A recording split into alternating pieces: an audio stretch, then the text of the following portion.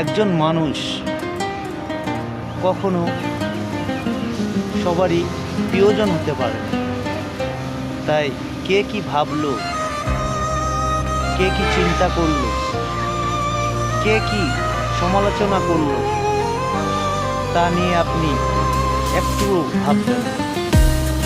আপনি কি, আপনি সেটা ভালো নিজেই জানেন।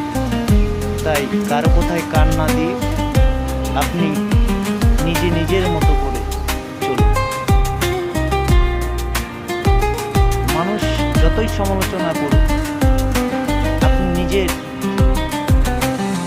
অস্তিত্ব টিকিয়ে রাখার জন্য যা যা প্রয়োজন ভালো কাজগুলো করুন। আর যতই সমালোচনা হবে ততই মনে করবেন আপনি এগিয়ে যাচ্ছেন আস্তে আস্তে সফলতার দিকে। সকলেই ভালো থাকবেন। ধন্যবাদ।